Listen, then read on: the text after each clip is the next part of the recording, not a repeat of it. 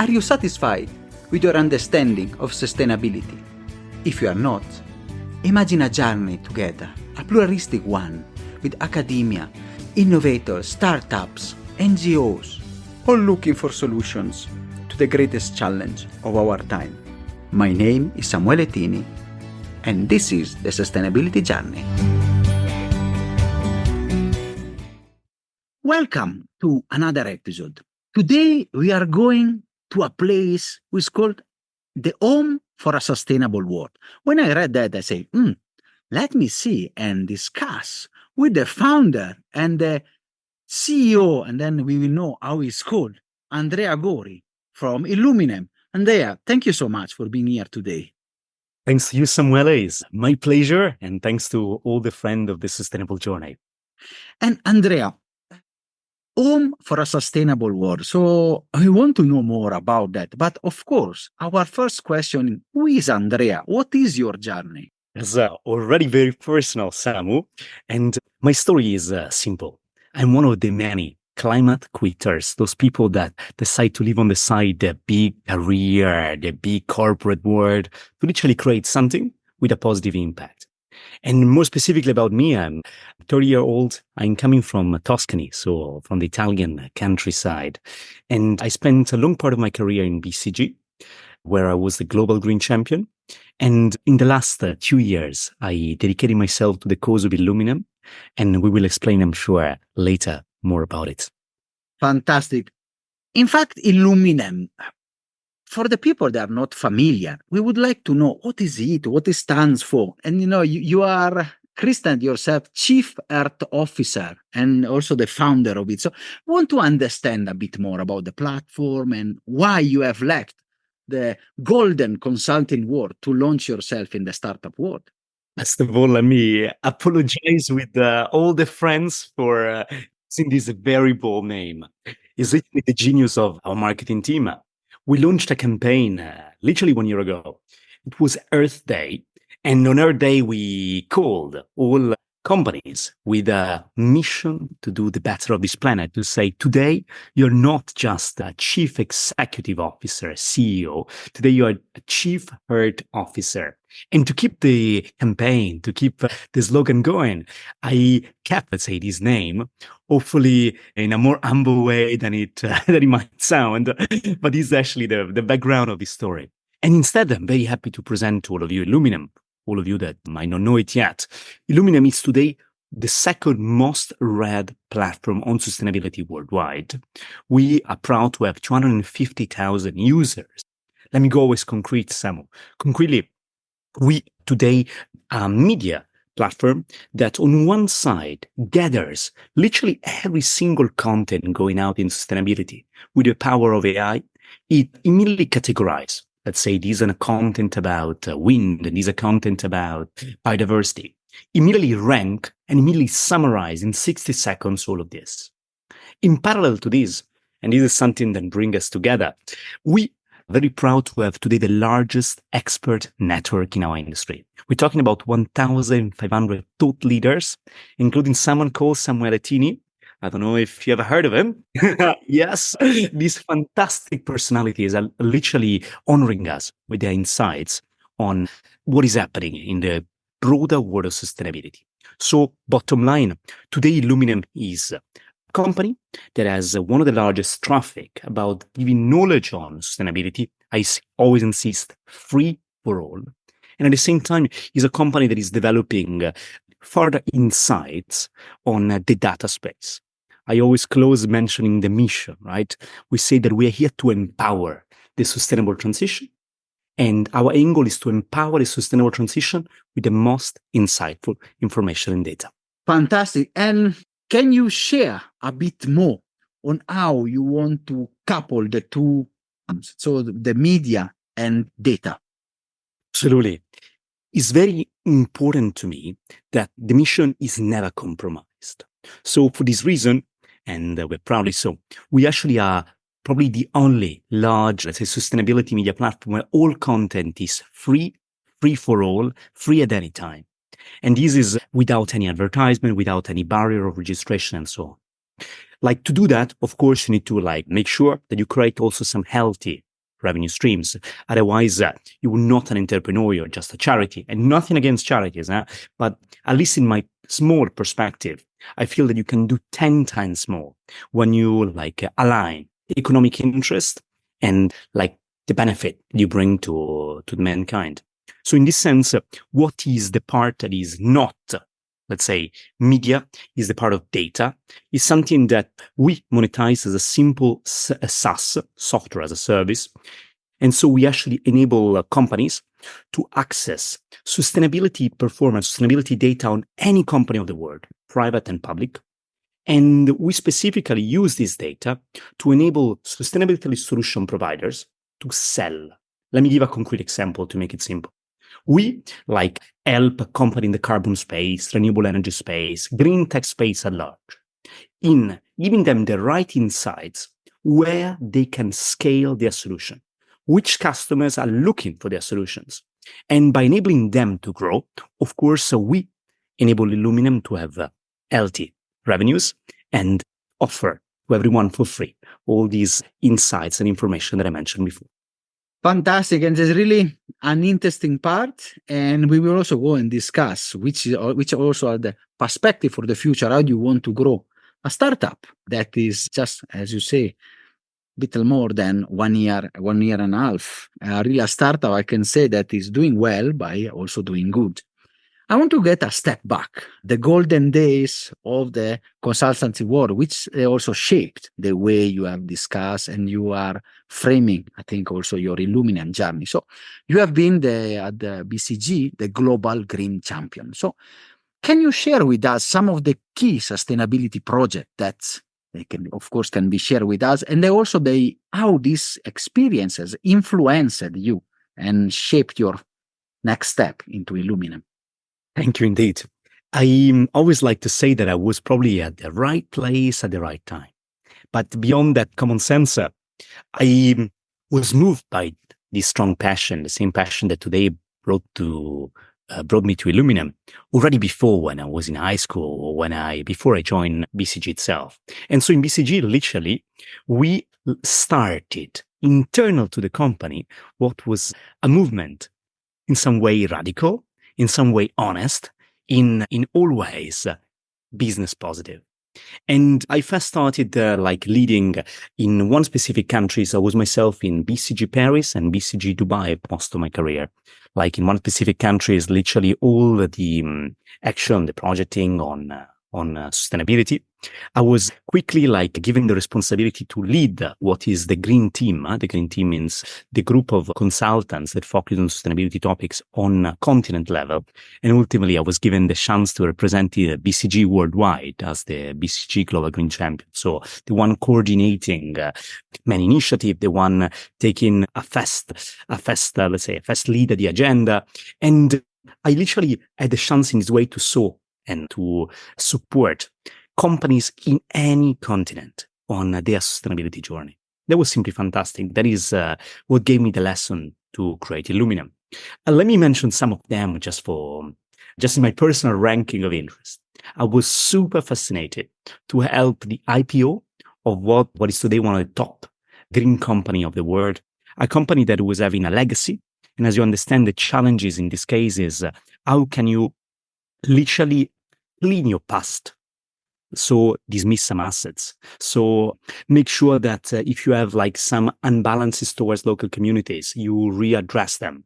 And that was really fantastic. It was 360 degrees. The story of a company today, a global giant that needed to move from being one of the many companies in the energy space to a leader in the green space. Something that I also loved a lot was working in this case with Asian counterparts on building what is so-called a gigafactory ecosystem. So an ecosystem where you actually build and manufacture batteries, solar panels, in specifically wafers, cells, the components that now bring us the solar panels. And third, I also want to mention that I enjoy a lot one project that was creating for a G20 country, literally his own industrial economic agenda based on green pillars. So actually, how can you bring at the center of your economic master plan the development of of green tech, the development of sustainable enterprises.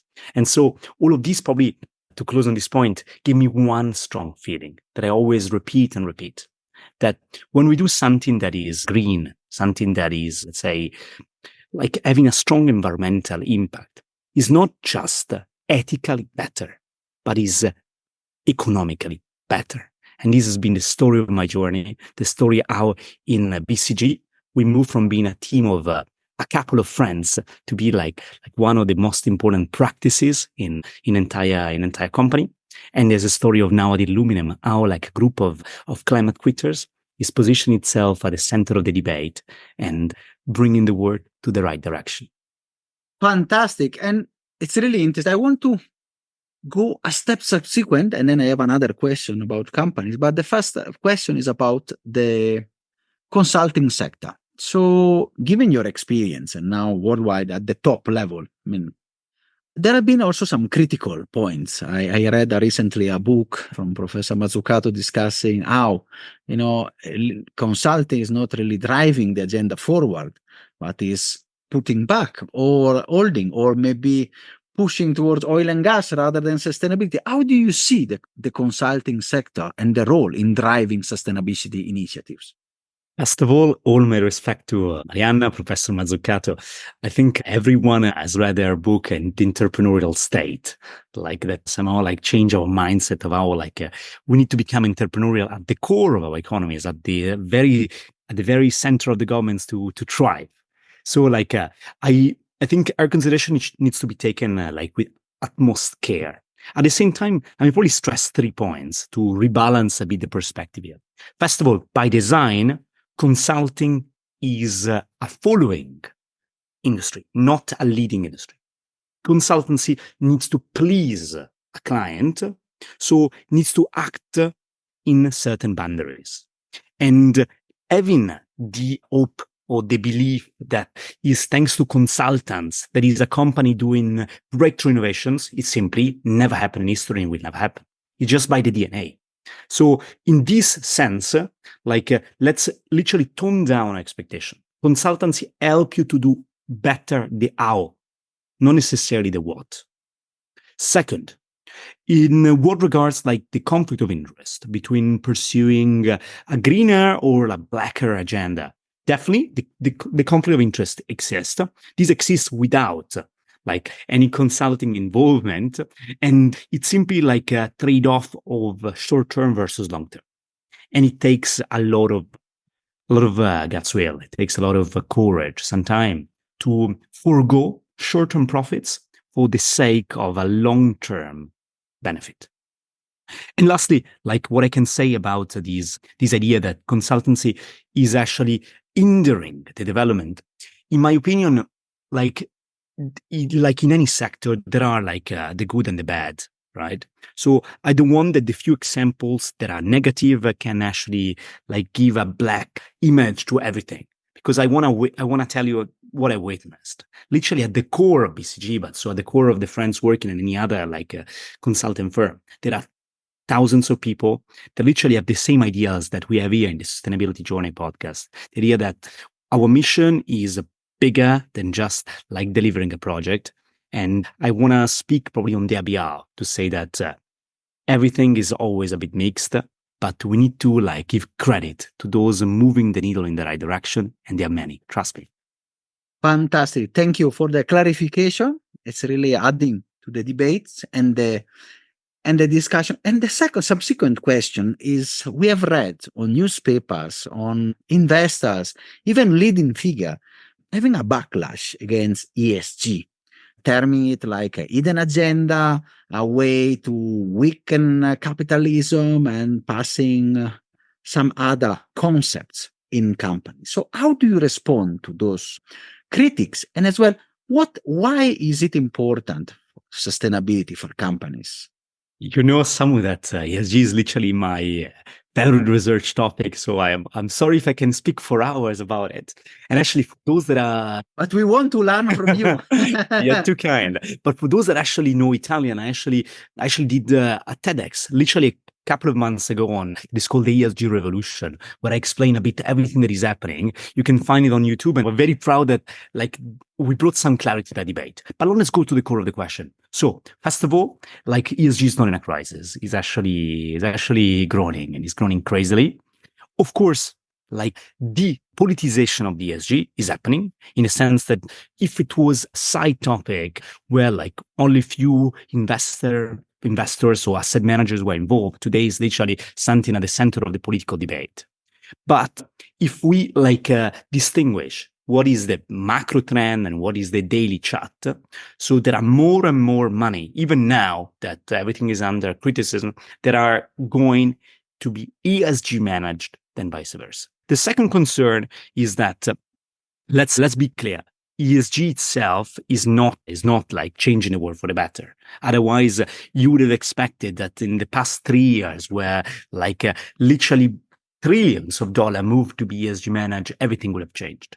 In here, let me give you a concrete example. Today, when we put $1 of our savings into ESG, we risk putting these dollars into companies that have a good risk against climate, not a good impact for the climate. And here, to make it simple, very often if we invest in ESG portfolio, we invest in company like Salesforce, Spotify. So companies that have nothing to do with sustainability and emissions, but of course have a small group of developers, a relatively small group of developers in a good geography. So the music industry will not be impacted by climate change. Let's be clear. And so this is part of the reasons why we need a stricter definition of ESG. But I always, if I stay on this point, I always want to see the industry of ESG as something that there is a journey, right? We start having no definition.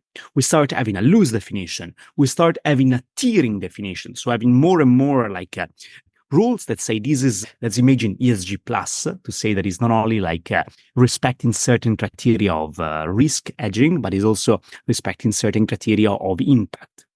Third, I also want to say something strong, right? Of course, the movement and the returns of ESG being highly correlated to the returns of the tech industry. In other words, if tech is going well, ESG portfolio do amazing, and vice versa, right? So I believe that we need in the short term not to have the illusion that the return will be immediately higher, but we can, and statistically we can prove it. There are studies by Morgan Stanley, study by many others, that over the long term, let's say 5 years and above, what is seasonal happening, so tech boom, tech bust, is less relevant. But what is a long-term projection? The companies that are better managed because they have more respect for their employees, more respect for the environment, more respect for the, let's say, the communities and so on, tend to outperform the others. And this is proven. And this is why, in my opinion, ESG is there to stay, even if there are political criticism around. Fantastic. And we discuss about this political divide and how the sustainability debate has become more politicized more than ever in this era, rather than being scientifically and bipartisan discussion. But I want to go now back to Illuminem and ask about solutions, because we have discussed ESG, we have discussed the consulting, we have had your examples, and I want to discuss now in Illuminem, which are in this platform for change maker in the sustainability space, which are the trends and the innovation that is 1 year and a half from leaders and companies that have touched you? Actually, this is a tough question because you're always afraid of forgetting someone. I can tell you literally what we see at the moment. So in this exact moment, we produce every month some statistics. We share them with many NGOs, with many international organizations, with United Nations, with COP. And we share these statistics, giving them a sense of what is literally driving the debate at the moment. And in the last one, the one we published just 1 week ago, there were 3 big topics of the debate. One is always the outlier, and 2 a bit the things that are, let's say, more mainstream. The first one, mainstream, is literally the fight inside the carbon space. For I'm sure the friend of sustainability journey know very well these topics. But to summarize, there is literally a divide today between those that have been supporting nature-based solutions and those that now pushing for a direct air capture or carbon removal engineering. Of course, all together in theory aim for the same, right? That this carbon ecosystem is creating incentive to preserve nature, incentives to reduce carbon dioxide in the atmosphere. Still, is it clear that the two sides are actually attacking each other? And we cannot hide. We have tons of incredible authors that I respect, admire, that are publishing against nature-based solution, their natural limits, their limits in being monitored well, their limits in being, let's say, truly creating additionality, versus, of course, the attack on the carbon engineered. They say that it's too expensive, is impossible to scale. Reality is always in between. We say in Latin, in media res. But it's also very correct that we give the right space to both sides to express themselves. And hopefully, at least is my belief, very soon we will again find a common ground to say that, yes, it's only with the inclusiveness of all of these solutions that we can make a real change. I go very fast on the other two. There is, as the topic that is very highly expressed, the word of biodiversity. For the first time in history, we're now coding some standards for biodiversity credits. In my opinion, we're still very far away from having a really globally accepted standards. But incredible people like Patricio Lombardi, former minister of Argentina, that are dedicating himself to this cause. And I'm very proud that Illuminem is the number one platform where this debate is happening. And lastly, this is more the outlier. Among all solutions, in this case, I talk about the energy space, there is a renewed interest in ocean wave energy. And here, to help our readers, those of you that might go on Illuminem today, understand why is this happening. Simply, there is a proven advantage in cost, so it costs less, a proven advantage in maintenance, relatively easy to maintain, a proven advantage on the stability of output, so unlike wind or solar, literally waves have a cadence that doesn't change. So you have the same waves every single moon change and so on. And lastly, are relatively easy to apply close to consumption centers. You can actually consider using ocean wave technology in seaside cities. So let's imagine in front of all the cities of the world around the coast. And these are technology immediately applicable that is surprisingly underutilized. And I'm very happy to see that this debate is restarting, because when the debate starts, then there are always investment that follow. Fantastic. 3 critical points. The first of carbon, we had our fair share, and we will still have a fair share of discussions. We had people advocating for nature-based solution, people that went against what they term the carbon obsession, and we have to go for a more comprehensive and holistic concept like restoration and discussion, not only focusing on the narrowness of carbon, and other people going for the technology of removal, and it's interesting. I like the biodiversity. I think it's critical because we are losing more than ever. And wow, wave energy is something that we really need to understand. Also, I will go myself down today after this to go and read, because I don't know anything about it. So it will be a wonderful learning experience. And you are a media, and really with these just 3 examples, and I'm sure there are thousands with the articles and the discussions, you have demonstrated the role of media and how media can be a catalyst for change.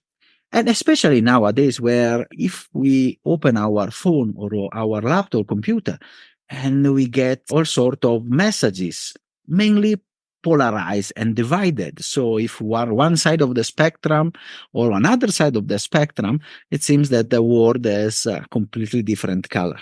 However, I always say, being white, yellow, or green, you always need oxygen to breathe and a living world. So what is the role of media in this to foster an healthy debate, a scientific-based debate, a debate that focuses on solution rather than on partisans and shouting positions?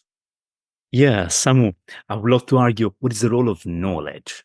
Because to me, knowledge is key, is what literally can empower each one of us, and even more those in positions of decision making, to take the right choices. And so for this reason, I believe that there is no nobler action today than spreading knowledge on the most pressing issues of our futures, and doing it in a gratuitous, in a free and quality way. So this is actually what brought us to create Illuminem, and it's also why the 250,000 users that Illuminem has today given us trust. But if I go in a bigger discussion, I feel that yes, media is in a point of change again. Like, first of all, there is artificial intelligence that enable us to create rapidly, content on any single topic. So even ourselves, we deploy that for our summaries. And this, let's say, this creation of automated content at an unprecedented scale. Actually, let me give you one statistics.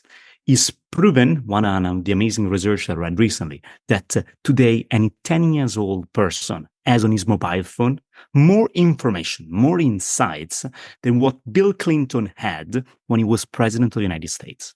So 25 years ago, the president of the United States had comparably less information than today at 10 years old. So these tell us that something is changing very fast. When something changes very fast, there is, of course, some risk.